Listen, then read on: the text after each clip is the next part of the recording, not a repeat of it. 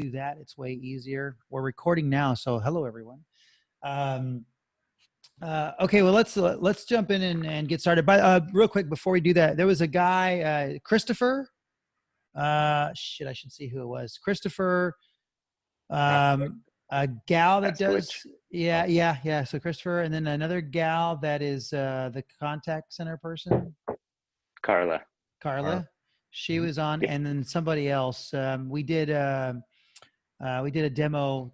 The same demo essentially we did for what was the bank, Robert? That we just did? That's it. Don't call them a bank. Yeah, they're a credit union, right? So I get in trouble all the time because I'm like, bank, credit union. We've done like 20 demos for financial institutions in the last month and a half or so. So it's like my mind is like spinning with different credit unions and banks. So we'll go ahead and jump in and get started, and we'll just address things. You guys have questions, man, just stop us and we'll just make this super interactive. I like to point out, Robert, if you want to just share your screen, we'll just. Yeah, no worries. That's good. Okay, it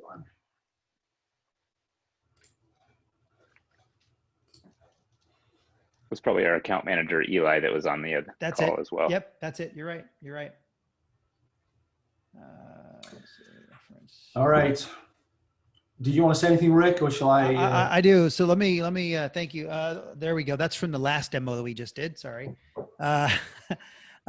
Speaking of, so check this out. So there's a couple of different ways to work in the cloud contact center that we've got here. So basically, you can either work in it and use your traditional applications, like if you've got Fiserv as an example, or there's another one, I can't remember what the other one is. If Fiserv, all these different web apps.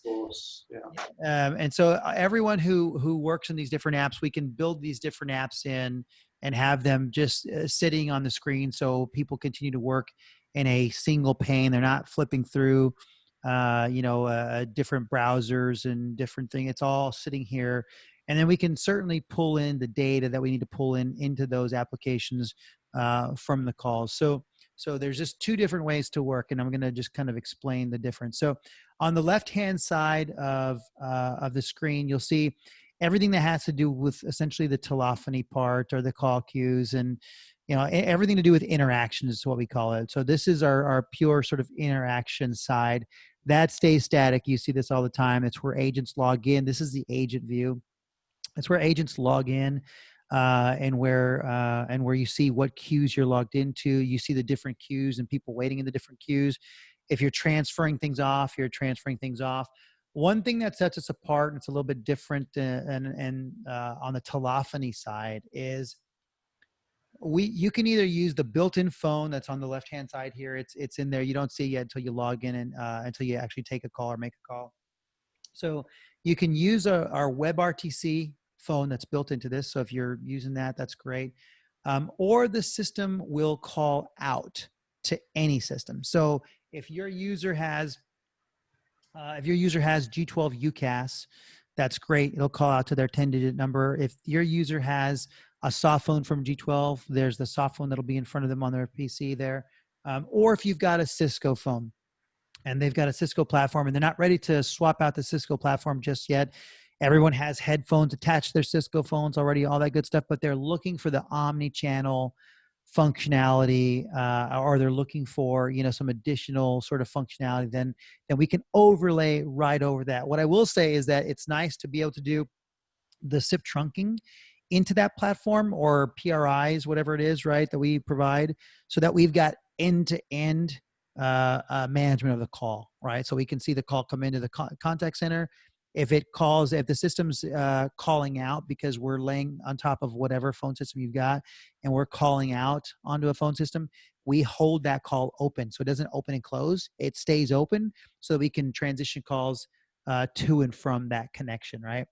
The nice thing about that, though, is that when the phone call is on a phone and it's dialing the phone and it's on that system, well, then it gives you the ability to transfer within the organization just like you would normally transfer calls within the organization.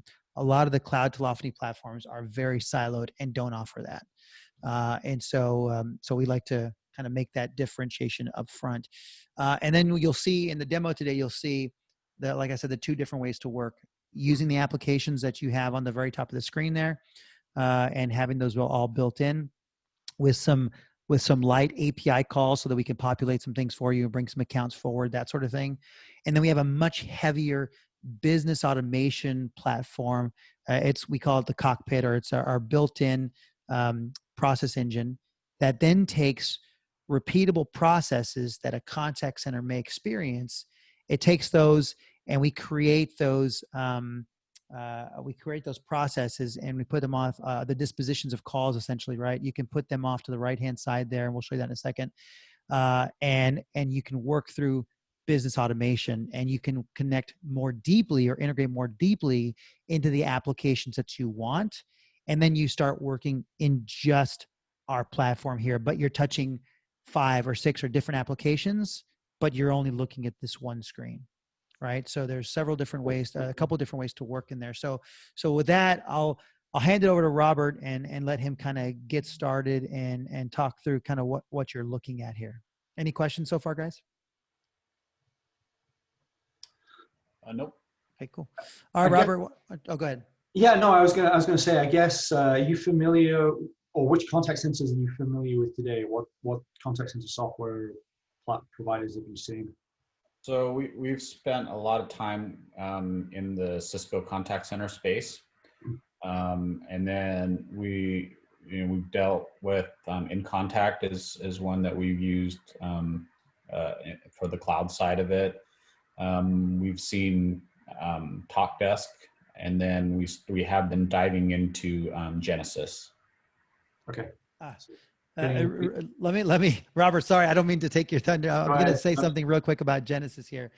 The platform, G12 didn't go out and develop the platform, right? Just like a platform we purchased for our UCaaS services, right? We're buying this platform. It's called Quantigo.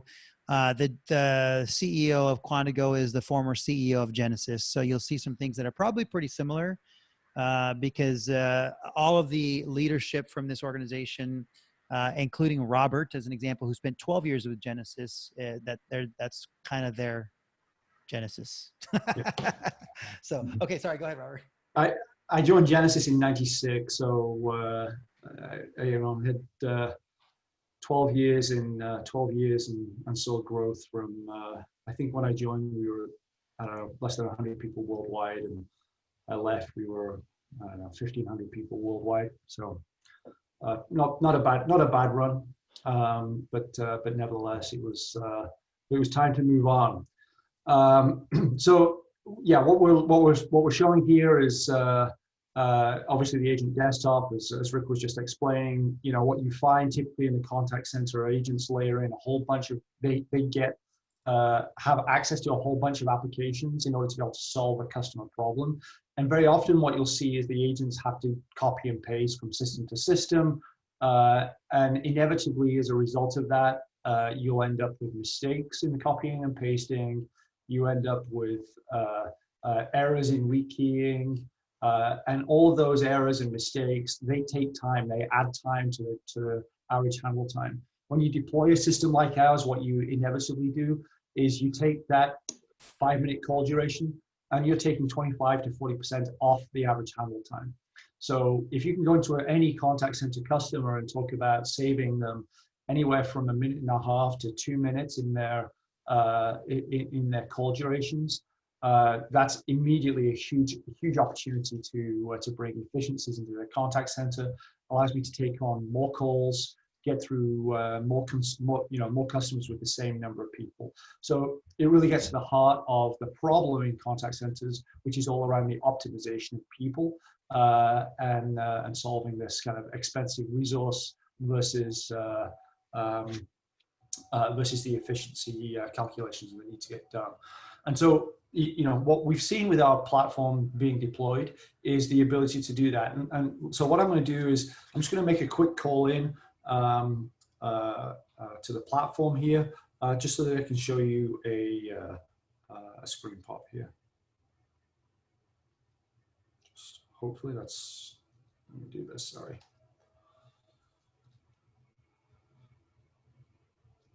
Sec.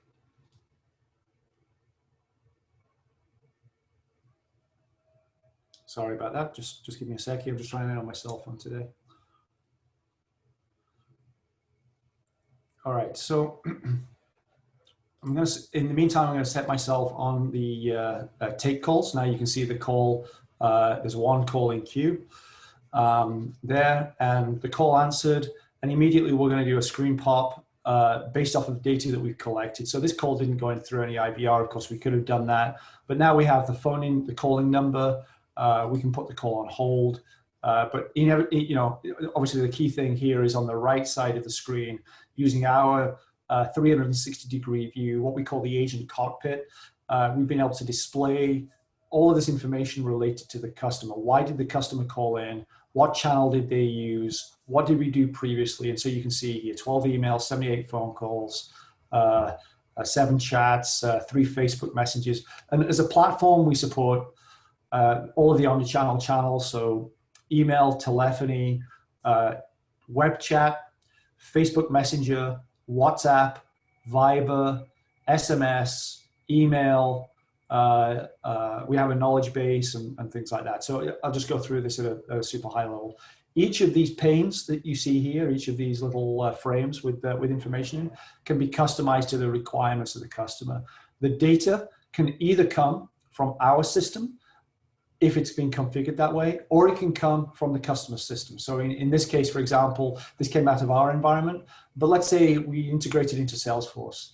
We could extract through Salesforce APIs all of this information and display it right here in front of the agent. And this is what we talk about when we talk about saving agents time through the use of a single application versus having to tab and switch between different apps. An example might be, I want to start off a savings process. So what I can do is I could, for example, I could tell the customer, hey, your current savings account balance is X. And then I can start to fill in some of this information here, the category and the subcategory. So as an agent, what this is now allowing me to do is to categorize the interaction and start to collect information about in a systematic way related to this interaction. So I could do something like a customer wanted balance, right? And I can pre-populate all of these fields that you see in here so that I don't have to fill it in as the agent. I can do that automatically depending on the screens that I'm in, right? So now if you look here, you can see here that this call arrived and what happened, right, when we were in there.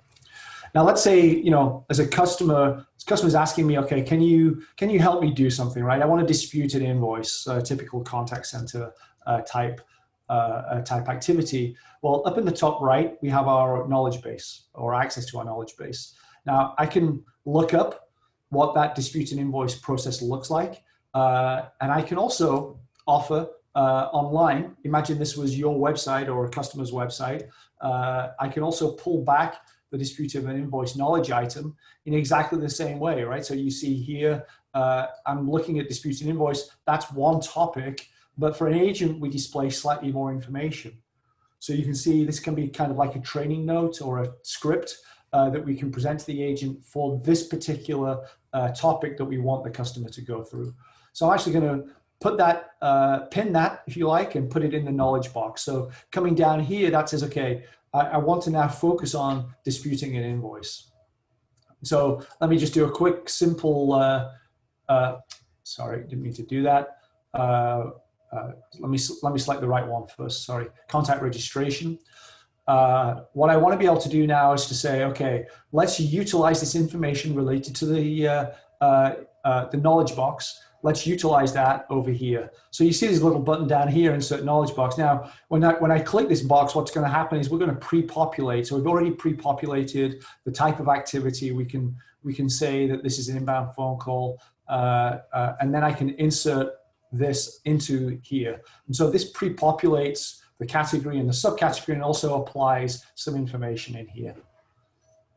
So now I've been able to collect 2 dispositions, if you like, from a single or 2 different actions from a single customer request. And now I can click finish. So all that we're doing here is tying in all of this data that we've collected at the front end, and now we can paste out that data through to CRM applications, ERP applications, finance systems, We can even create tasks, right? So we can create follow-up tasks for other members of the contact center to be able to utilize and to send out. Now, equally, I can also send out a manual confirmation. And again, you can see in here, I have the ability to add in an email not perspective from the same knowledge base item, right? So you can see in here that I can add in this information that comes in automatically. And then I could preview what that email might look like. So it kind of gives me a nice view of the screen when it loads. It kind of shows you the header and the footer and so on. So all of this can be completely customizable to individual customers. So this is just an example of how we would handle a particular customer, and then I'm just going to hang up the call. Now, as I mentioned, we also support the same process, the same desktop. We could have done an integration, for example, with Salesforce to integrate exactly those same screens, that same data into the customer Salesforce environment, or TalkDesk, or whatever other CRM, HubSpot, etc. Not TalkDesk, man. That's a competitor. Hey, it's what is it? Friendly competitors, right? So yeah, they have their own telephony platform, but they also have a CRM, and customers want to use it. All right, let's show you the web chat. So if you think back when I showed you this earlier on, we have maybe a simple live chat capability over here. I can establish a simple connection. I may need to just refresh my browser window, I think, because it's been a little while since I was on earlier. Let me just come back into this again, and I can type in a simple live chat over here, and then what we'll see is now you can see these grayed out queues, right? Email and web chat. Well, they're grayed out because I'm not in an activity to be able to handle email or chat. So if I put myself on the chat request, what happens is you see that this chat icon appeared up here, and you can see my message, right? Now, equally, I just did a screen pop again, right? So it allowed me to do a search based on my email address. I can pull back the record. I can look again. I can say, okay, well, this person has called in once, one previous chat, and so on. And I have exactly the same screen, and I can handle multiple chats down here. So, for example, I can also launch Facebook. And do Facebook chat, do exactly the same thing. If I come in over here, type in hi as an agent, now you can see that this agent is receiving web chat with the little icon here, and also Facebook. And again, I can do a screen pop of information based off of data I've collected from this customer about their Facebook profile, and I can pull out that. So now I have two chats going simultaneously. I get the 360-degree view of the customer, just as though I would if they were on the phone. If I click from one to the other, you can see this data is totally different within these two environments. With chat, we also have the capability of sending back template messages, right? So we can do that. We can also send emojis and thumbs up and cancel. And things like that. So we can add in a whole bunch of different type templates and things like that. So, that's kind of a presentation, if you like, of the agent at the omnichannel level and how we handle the multiple interactions. We've shown the agent cockpit, which synchronizes data across multiple systems, pulls all those data elements in from multiple systems, and then allows you to build very complex business processes if you would like, and you can start off quite simply with the cockpit view, just display all the customer information in a single screen, and then over time we can layer in the business processes. I showed you the chat capabilities, and obviously then we can layer in other CRM applications. Any questions on the agent desktop? Otherwise I'll move on to the admin side. I do real quick. So when you choose, your chat or your phone connectivity, can you choose multiples at a time? So, you get customers that'll take email and phone. Yeah, exactly. So let me close out of these. What we do is we support multiple multiple or blended media. So for example, if I select retail banking, you'll see there it's got a phone icon, an email, and a chat. Now, I'm only active on one at once. So I'm either responding to an email, or I'm responding to a phone call, or I'm responding to a chat. I'm not doing email and chat simultaneously. Gotcha. So when you're building this, you can build a group, and you can specify what channels you want inside that group, and then you can then choose once you're in that group, you can say, okay, I'm going to take this email. Once I'm done with email, there's 4 callers in queue. I'm going to take call that's actually in queue. Yeah. So for example, if I call back in, right, the phone call would take priority because I'm available. And then if I sent chat, I would have something in the chat queue. And as soon as I hang up the phone call, I'll receive the chat as the next work item in the queue. Okay. Any other questions on the agent side? All of these different activities that you see here, break, chat, dial out, all of this is user customization, is business customization that we can go through as a part of the implementation. So, even the names and the media, the channels and things like that, it can be entirely customized to whatever the customers are used to. And think of this as kind of a reporting block as well. So, for example, in the reports, what you'll see is the activity get reflected in the report. So how long did an agent spend in the retail banking activity, right? If that's one of the names of the activity. So that would get fed back into our reporting environment and displayed there on the reports. Okay. And do you guys have toast messages at all that if you're off the screen, so you're working, let's just say you're taking you're sitting in queue, or sorry, you're sitting on there and nobody's in queue, you go off of the page, working off of, something else. Yeah. Calling queue, do you get toast messages that come up? It's a good question. We've not implemented that by default because all of our agents are 100% focused on the contact center, so they're only ever doing contact center activities. But we have included in this panel here is an API which allows us to invoke requests based off of events that happen in the system. So that's how we would do a screen pop of Salesforce, for example. So there's no reason why we couldn't do a toast.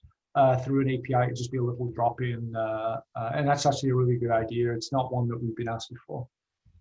Okay. Yeah, but I'm familiar with it. Sort of notifications inside of or just kind of off to the side of the browser and things like that. It's absolutely no reason. Yeah. Okay. Let me show you the manager, unless there are any other questions from an agent perspective, and I'm happy to come back to this if you would like.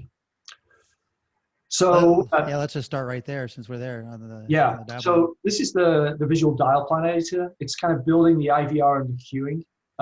It's a drag and drop environment. As you can see, we put in blocks and then we drop and wire these pieces together. If I move a piece around, the whole thing moves, and you can see the wires move, etc. So it's kind of a nice, easy way for you to visualize your routing. Here, for example, this is modeled off of St. Jude Children's Hospital. So at St. Jude, what they do is they collect, they play a little welcome message. Welcome to St. Jude, thanks for calling St. Jude Children's Hospital. And then they kick in the Spanish menu message. So if you speak Spanish, press number 2. And then if you press 2, you end up down here in this menu block, which is all menuing in Spanish. If you don't provide a response up here, then it goes into the English menu here, where we have 3 different options. So donations, accounts, and then other, right? So that allows you to do some basic queuing, and the call will wait in queue. And then we apply treatments and announcements and things like that to calls that are in queue separately. Now, the other thing to think about is, okay, how much more intelligent can we get in our routing? Now, often you'll want to integrate into third-party backends. So, for example, can I integrate into to do a balance lookup, right, or an account lookup ahead of time? So we utilize this in order to be able to select information from third-party systems. So this allows us to build an API, a bridge, if you like, between the routing engine and the between the routing engine and the third-party backend system of the customer. So here, we just define a new function, and then we pass in some parameters and we return some parameters back, and that then can get played directly to the caller. So that would allow us to do a lookup of data, for example, like account balance, or where's my package delivery, where's my package, that sort of thing. What's the latest status of my order, all of that, and then we can play back. We can also do day and time routing. So, we can drag in a block and select day and time type routing, as you can see here. So Monday, Tuesday, Wednesday, Thursday, Friday. And then, if the start time is between, let's say, oops, I'm doing this the easy way, 9 and 5, for example, right? Then that allows me to do some and route off to a certain queue. If it's outside of that, then I can send it to a queue, which would just be a voicemail queue, for example, right? So I can drop a queue in. So if it's not between 9 and 5 on a Monday through Friday, then send it to voicemail, right? So that's kind of nice and simple, and then hang the call up. So just as you can see here, just kind of really easy way for you to build routing strategies. And then the other piece is, we can look ahead. So one of the things you want to be able to do is to determine, okay, how should I route this call for, where I'm missing a service level, or where I don't have enough agents logged into a queue, or where there are too many calls already ahead of me, or where the wait time is over, 120 seconds, for example, things like that. So we can basically then determine the best way to route the call. Any questions about this part of the system? Can you get alerts if agents are not logged in very specific time? So let's just say that you set up this script, right? And you got, 10 people. So in CCX world, right, we could put steps in the script to say, if we have calls in queue and no agents are present or logged in, right, send an email or send a notification to the supervisor and letting them know that there's no one in queue. Yeah. Times that happens. Exactly. Stuff that you guys can do in that. Yep, we could do that through the script access block. So super easy. Have an if. Let's take this if statement, right? So if agent logged into queue, let's say it's less than 2, right? Right. So if it's less than 2, then reach out through a script, right? So so we could have a little API which would send a script message out to send an email or a text message to a set of numbers, right? You can configure that in here. If not, then send the call off to the queue, right? So if there are more than 2 agents in queue, then it's going to come up down here. If there are fewer than 2 agents in queue, then it's going to come out to this block over here. Clear up some of this stuff here. Yeah. So yes, we can do things like that. And then how do you guys handle your callback side on the scripting? So like with Cisco, right, it uses up multiple channels to do that. How do you guys handle that from a callback? Do you mean so giving the customer the option to call back yes.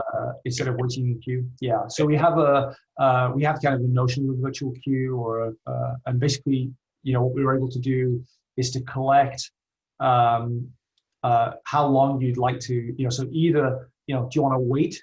So, the next, we'll call you in 10 minutes, right? That's the wait time of the queue sort of thing. So I'll hold your place in queue. Or you can say, call me back at 3 p.m. So there's 2 different ways that we can do that. In either event, we also have an outbound capability on the platform. So outbound, full outbound, preview dial, progressive dial, predictive dialing. So we utilize that to be able to make the outbound calls and to have those calls made at the right time. Gotcha. Okay. And one of the things that will be different between us and everybody else in the market is it's a flat fee. So inbound, outbound, omni-channel, that's all one price. We don't charge extra for different functionality. Component, different modules.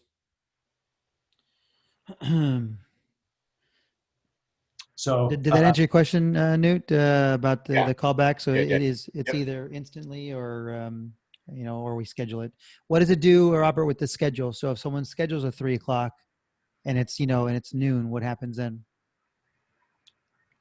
sorry, Rick, I'm not sure. So the call gets put into the queue, into a special calling list, right? It's part of the outbound system.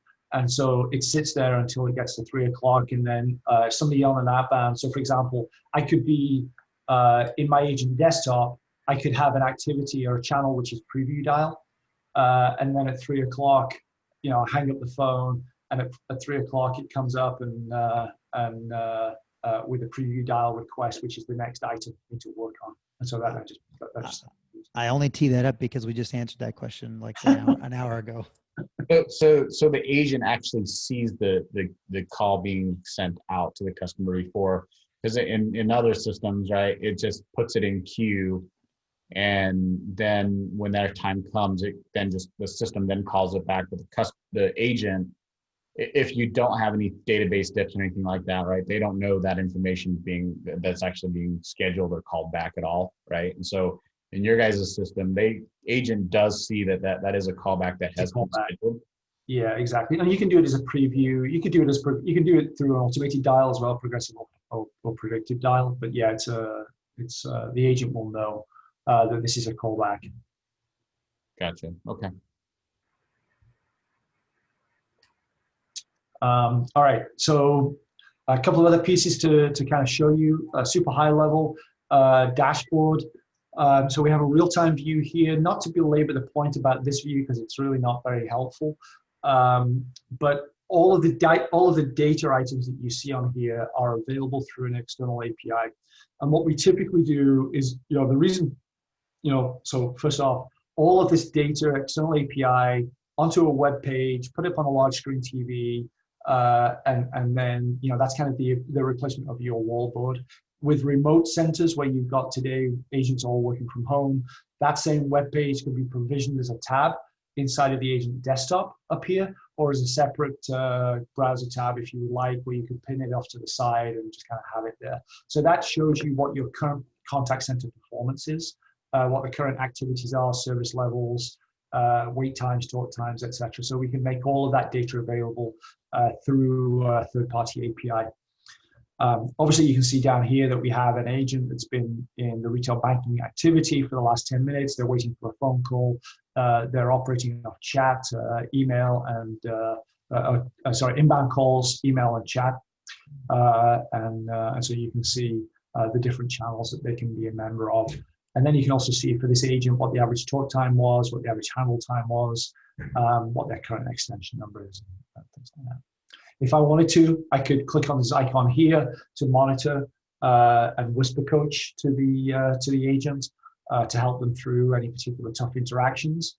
As an agent, we also have the capability of what we call, it's kind of like Slack channel, right? So we have this thing called a campaign chat. So everybody, all members that are logged in to this campaign will participate in this chat. So it allows me to ask a question, hey, what would you do for a customer that's asking for X, right? And I can get feedback from supervisors and from agents and contact center managers, anybody who's participating in this kind of campaign, in this chat channel. Think of it like a Slack channel. So I can ask for feedback that way. A couple of other things to mention, a super high level, we have a workforce management module. For those customers that are using Excel today, and you need something a little more sophisticated than Excel, we have a good solution. If your customer is using Variant today, then we basically export our data into the Variant system. So it depends on the level of sophistication for the workforce management pieces. I call this really, it's a small increment on Excel. But we do provide data exports into an environment where you're using a variant or something else a little more sophisticated.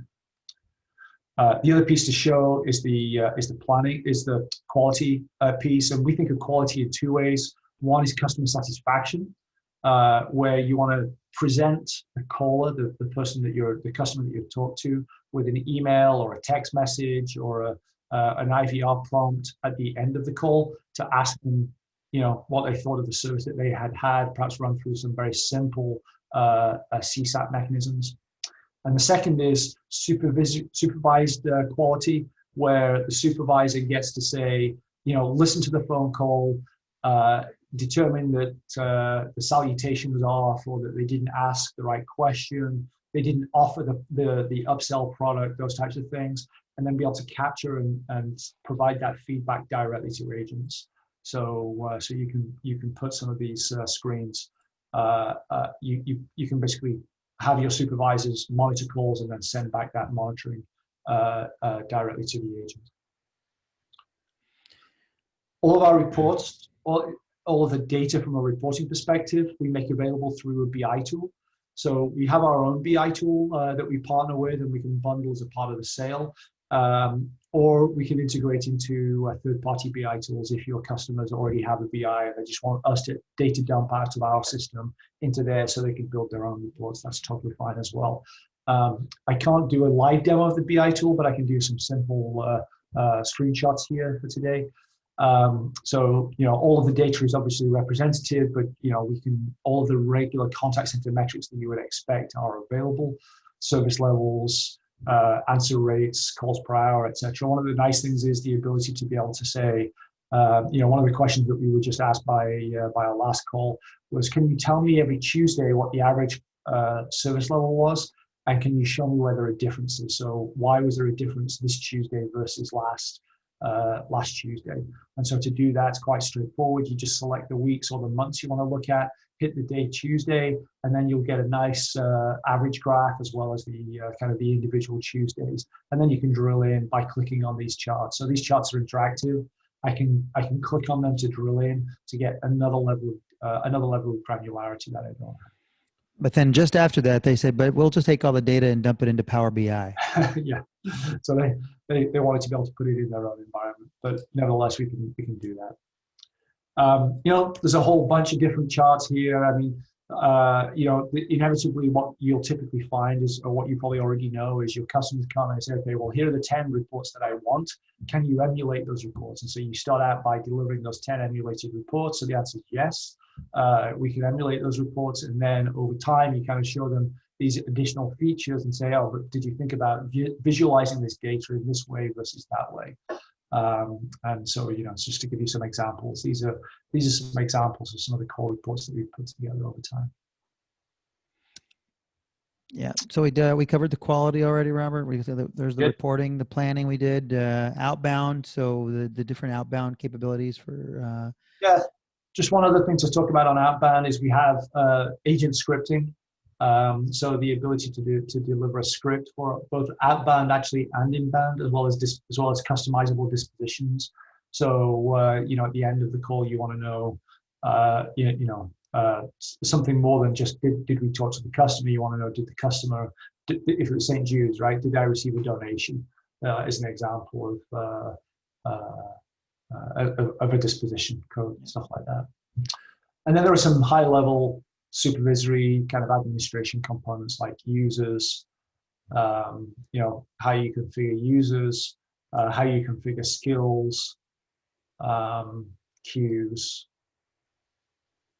yeah, and so on. So there's a whole bunch of different apps and things like that. So there's a whole bunch of different pieces as well, just kind of general configuration for the rest of the system. One thing to note about just this is a random fact here. So recording, we record calls and keep it indefinitely. Some customers want it on their own environment. Just ran into that where they wanted to pull the recordings out and keep them on their own environment, not our environment. And so we can configure a script to shoot out all the recordings, so we can store it on their Amazon S3 account or whatever they want to store it on, right? So from a recording perspective, we do that. What are some other tidbits, Robert, that maybe we didn't address? Yeah, so obviously we can export the data, the recordings. The system itself is all cloud-based, so there's no hardware involved. If you don't need any hardware to be able to deploy. It scales Yeah. We run different tenants across the country. So if you've got clients that span multiple locations, we can support them. The voice quality with the WebRTC is really good. That's actually been one of the things that we've had consistently good feedback on. Like 100 kbs, it's kind of pretty small. If I remember 120 kbs. Yeah. Well, we real quick, we currently have it hosted in AWS, so it does scale pretty much infinitely. So we can keep on adding as we need to add. What else? Anything else, guys? Any questions? Yeah. I do. So going back to your call recording, PCI compliance, a big one, right? Can you guys stop and start recordings? Can you guys do API integrations into systems to stop and start recordings as they click on things? Or exactly. Yeah, so we can do that a couple of different ways. So one is we have a standard API that we can do the start and stop of recording. If you choose to use our script, the agent script, for example, we have special fields configured in the agent script that will automatically stop and start the recording. So if I, for example, if I pull up, I think it's in here. So here you can see as an example, this is a PCI input field. So when the prompt lands in this field, the recorder is stopped automatically. And when it leaves this field, the recording starts. But equally, as you see up here, I can also layer in other fields that do recording stop and then recording start as a separate action. And so these are also available through our APIs to be able to configure, for example, in Salesforce, right? You recognize a field in Salesforce. Okay, let's issue a stop record, collect the information in Salesforce, and then issue a start record after that. okay, awesome. Any other questions? I don't know if anybody else does. The other piece that I would just need to kind of figure out is, what does pricing look like, right? And how do you guys price this, right? I'm assuming it's a per user cost, right? And what modules is there added to it, or is it a single cost for all of it? What does pricing look like? Yeah, it's just a couple of different modules. Robert, if we can go back to like the agent cockpit, and so essentially the left-hand side here, right? So getting access to all the omni-channel sort of features, and then some basic integration with CRMs or basic integration, or POPs with different applications and stuff like that. That's our basically, we call that interactions. And our interactions, it just depends on the numbers, but runs between 85 and $100, right, a month. We add our business process into that, and if you look at what our business process looks like, that's the middle section where we do a whole new integration, or all this integration that we bring information in from the other apps, or push information out to other apps, and they're working solely in this middle section here.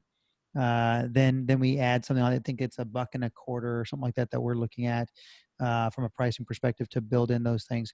Now we do have a one-time charge that we charge for all the development work that does the integration. So that's that's all based off of of an SOW that we come up with the customer, and we go, okay, here's a one-time charge of $5,000, and that's going to get you this, and this app built in, and we've got these 10 call dispositions built into your to your process and all that good stuff. So it's going to be like 85 to $100, Newt, for the interactions piece that gives you everything, and you work in your own applications on top, or $1.25 gets you sort of full integration, and then there's a one-time fee associated with the integration component. Okay. But that's it. There's no other modules. The only other thing that because we partner with somebody on the WhatsApp section. So if if WhatsApp is not inherent, there's like a business account required for WhatsApp and stuff like that. So there's some cost associated with integrating into a WhatsApp. But for the most part, your email, your SMS, your chat, and your on your call, there's no additional. There's no modules. You get it all. Does that cover also like PSTN costs as well? Yeah, it covers PSTN costs as well, with the exception of toll-free inbound and international outbound. Yeah. So we manage the capacity behind the scenes for the customer. So if the customer is saying, hey, we typically use 100 channels, that means they're buying 200 users or 300 users, whatever it is, right? And then 100 channels. We provision the channels for them on our, on our platform. And then, obviously we port the numbers over and we run this, the infrastructure, and then we just charge them on a per user basis, and that's it. So it's pretty straightforward stuff. Yeah. It's just a toll free and international. So it's unlimited calls. So let me ask you a question. So I have a customer today. They're in the hospitality space, right? And their contact center calls fluctuate. So they have 3 times of the year. So Easter, Christmas, and Mother's Day, 3 times a year where they have huge spikes in call volume, right? Does that still count as whatever cost that they do per user on those calls? Outbound or inbound traffic? Inbound traffic, not Yeah. out. No, we haven't we haven't charged anybody differently, right? So if you've got, in fact, we're pretty darn flexible. So if you've got, is there an increase in users that they have, or is it just call volumes? So they do increase in users just for the I would say the 48 hours time frame, right? And so currently today, the way that we have it set up, and it sucks, is because they have to buy licenses in CCX for those users, even though they don't use it, and they only use it maybe 6 times a year, right? Right. And so ideally, we want to have the flexibility, because those 3 days out of the year, right? They'll add maybe 15 to 20 extra agents, but they have a huge spike of calls. They'll get 200 to 300 calls within an hour or so, and sometimes even more, because they're taking on dining reservations for those holidays, right? And so and they moved some of that out on the website, but they still get a huge influx of calls still. Yeah. For questions. Local numbers, I assume.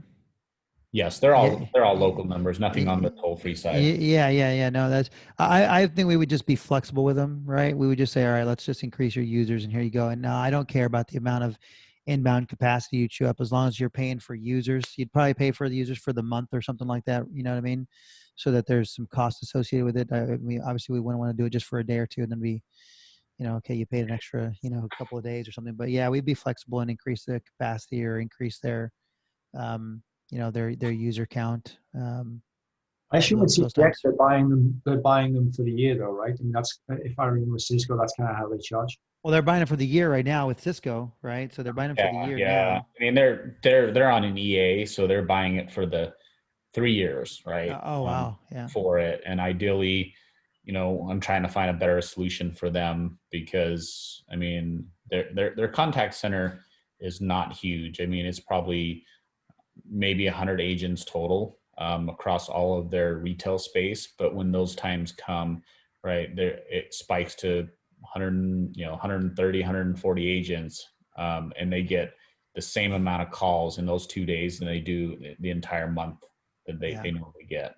Yeah, it'll take some time, so we'd have to schedule it, right? But it takes some, give us a few weeks, right, to make sure that we build the new users in and all that good stuff, so the new users are all set up and ready to roll, in the roles and responsibilities, or in the queues that they're supposed to be in, and things like that. So, but now what we probably do, we would probably just go ahead and increase their capacity or their user count, for that month or something like that. Okay. Yeah, I mean, I would imagine, they typically be, typically would be a baseline. So let's say the baseline is 100 users, and then if they go over for 3 months of the year, you just pay for those agents for the 3 months of the year.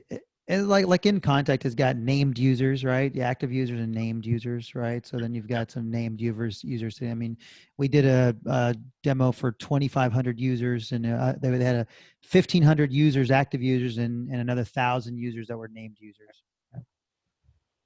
Okay. No, that's awesome. So yeah, we'd be super flexible with them. And then when you guys, so your initial engagement is, whatever costs, right? Whatever design cost it's going to look. And then what about like upkeeping, right? If they say, hey, I want to go change, a section of the script and I'm not familiar with that. Is that something that you guys do, and do you charge for that, or what does that look like? Yeah. We don't charge for it. We support them, and we do moves, adds, and changes, and we don't charge them for moves, adds, and changes. What we would charge for is additional integrations. So additional integrations, that's like professional services or like developmental cost, right? Or developer costs. And so we do that, and we'll sit there and charge for any additional integrations. But any changes to the system, call flow changes, user change stuff, skills routing, all that good stuff. We do all those changes, don't charge anything for it. It's part of the maintenance. Okay. Or part of the subscription fee. We don't charge a maintenance fee. Gotcha. Okay. That sounds good.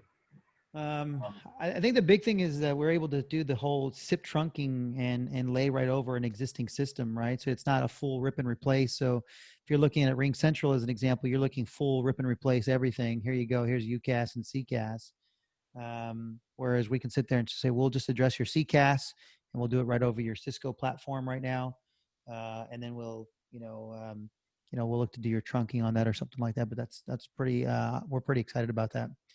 And then things like integration with Teams or our UCAS and all that stuff comes into play as well, right? When you're doing the CCAS piece of it, then that basically is your beachhead for the UCAS opportunity or the SIP trunking opportunity that sits behind it. You end up pulling in any amount of voice that the company has, we can support.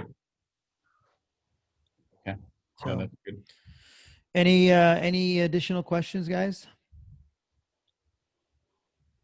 I would say if you're asking about competitive advantage in terms of you heard Newt list all the other ones, NICE in Contact, WebEx Contact Center, all the other ones out there. What's the thing that G12 usually wins on? What puts you ahead or what differentiates you?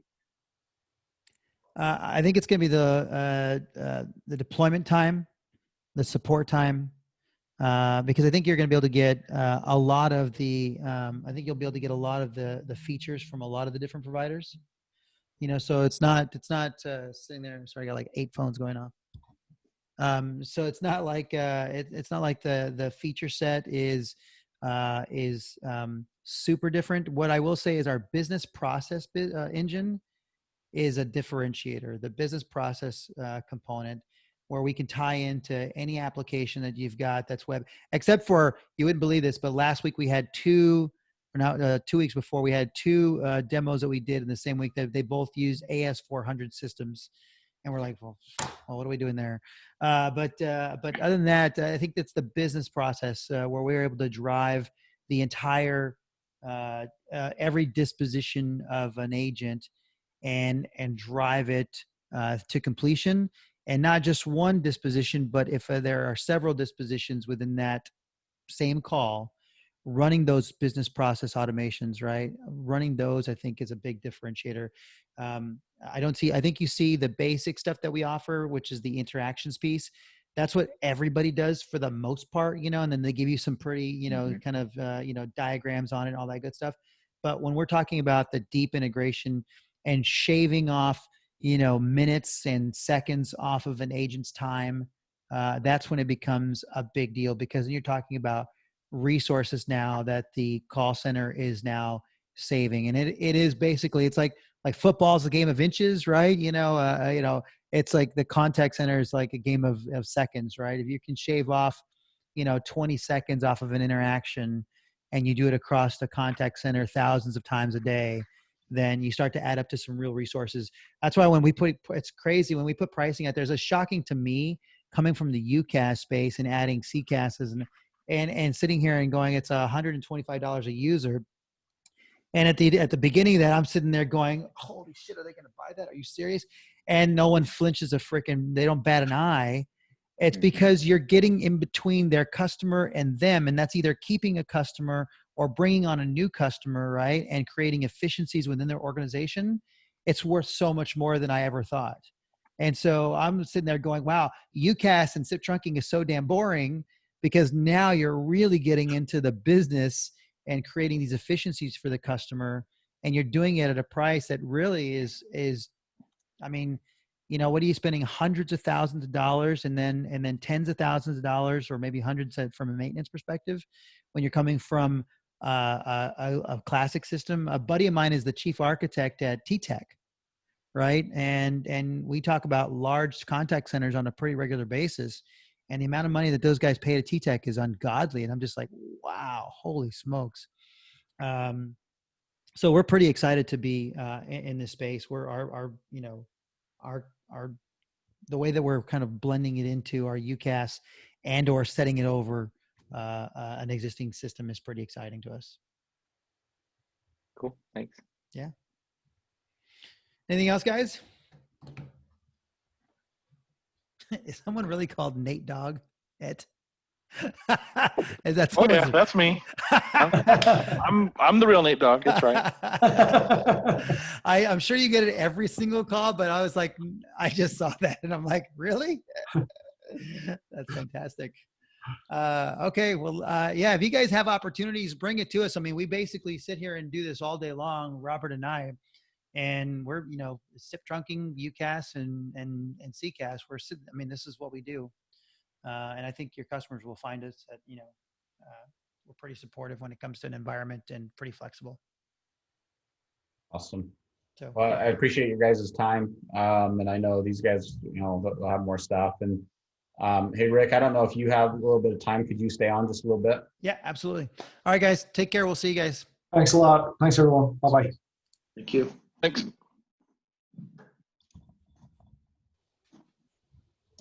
So, hey, Rick, so I possibly have a pretty good opportunity for you guys. Okay. It's a mortgage company here in Utah. Okay. They're currently a Cisco customer today, and they're not too happy with it. And it's not a customers that we manage on their voice environments through another company, and they're not happy. I don't know, did you guys do much with a company called Invite at all? Have you heard of them? Nope, not heard of Invite. No. Okay, awesome. So they're very similar to us, but they do a lot of circuits and UCAS, CCAS, but that's their business. And Right. so the customer is not too happy with what they're currently doing. And so the customer currently is looking at 8x8 and dial pad right now. Okay. And I just got on a call with them just a couple hours ago and started kind of digging into a little bit more and trying to find kind of requirements and kind of what they're looking for. And so kind of, talking to them, I'm like, well, let's see what G12 can go do. And so they want to see if we can kind of get in front of them and kind of just have you guys get in front of them and kind of talk through some of your products. We don't have to do any demos currently this time, but it's just, of course, I think I was in the same boat, right? I've never heard of G12, and Yeah. I think a lot of people else haven't. And so I think, talking about your guys' business and kind of what you guys can provide. And I think the other piece of it is one of the things that I talked to them about, right, is because, they were kind of looking at Ring Central and all those, and they're looking at UCAS and CCAS. And I'm like, ideally you guys want to provide, find a provider that has everything under one house. So it's one throat to choke, from the troubleshooting, from everything, right? And so they completely agreed with that. And so I thought, what better chance to, let you guys kind of see if you guys, can kill it for me, right? Yeah. Yeah. And kind of prove that. And so what I want to do is I'll get with them and try to set up a time with them and kind of see what that works. And I'll get it out to your team. And if you guys could kind of do your dog and pony shop, that would be awesome. Yeah. Yeah. How many users? I literally just did a contact center. Like it's a small one. It's like 25 contact center people, but they have 1,008 UCAS seats here in the Northwest. And so I was like, all right, cool. What are they looking at? Yeah. So, I mean, they're fairly large. I want to say, so they have a ton of locations. I want to say they have like, I haven't dug into their environment yet, but I believe they have like 30 or 40 locations. I want to say at least 1,000 or more users. I don't know the CCAS side of it, but I want to say it's probably, I mean, they're a mortgage company, so I'm going to assume that a lot of their, inbound calls are through contact center. So it's got to be at least 50 to 100 contact center seats today. Yeah. But they're a Cisco shop today, and they want to get off of it and move to that move to the cloud. Yeah. And so, like I said, they're looking at 8x8 and dial pad. And I said, well, hey, let us give us a shot, because they're using Invite currently today is who is given them those two recommendations. Right. And so I'm like, you know what, I'm going to, instead of going, with the, what everybody else does, let's try, G12. So No, let's do it. Set it up, and we'll have that discussion and do what we do. Dial pads. I mean, dial pads are really good. Ring Central, we can fight against Ring Central. It's it's a different system. They open tickets with with Packet 8 or with In Contact, right? So it's just white labeling In Contact, right? And so and that's all great. But dial pad's a good company. I mean, I like dial pad quite a bit, right? They are. I know Craig Walker personally, right? He was my customer, and so it's fun to compete against them. The difference is that I've got two systems, right? I got a CCAS system and I got a UCAS system, and Dialpad is one system. So those are good competitors. But I think if they're looking for support, if they're looking for a high level of service and touch and stuff like that, I think we'll kill it. Yeah. Yeah, and I like I said, I think that service side of it, and then I think the big piece of it is, we want to probably talk about is that flexibility with what you guys have, and that's what they're looking for. The guy that they just promoted to voice side, just listening to him, he's fairly green, right? Yeah. And so he's gonna need a lot of help. So got it. The big piece that they're looking at is like, what does the deployment look like? Does Compunet help with that side of it, which we can, and then, training, right? Like, and then how do we transition, from Cisco over to the, UCAS, CCAS side of it. And then the other piece that I did add into the mix, just so I know you guys do direct routing with Microsoft Teams. Yep. That is an integration. So they're on Zoom today, but they are looking at moving to Microsoft Teams. And so right now they have about, I think 10 or 15 users that they're betaing right now, and they're using Microsoft's PSTN, which isn't ideal. And so I'm like, with G12, I can give you UCAS, CCAS, direct routing with Microsoft Teams, and give you conferencing with Microsoft Teams. So give you the whole picture as a whole. So you get it all. Yeah. Yeah. So that's perfect. So that's my sales pitch to them.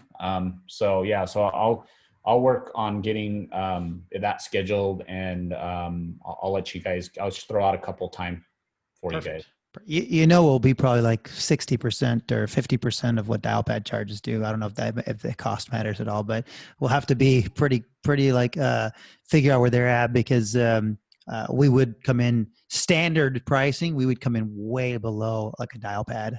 Well, so here's what we're trying to do. So, and it's right now, like they haven't picked a supplier yet, and they haven't picked a partner yet, right? We've been doing a lot of their networking and security, right? Right. And voice is one of those that we haven't done much with them.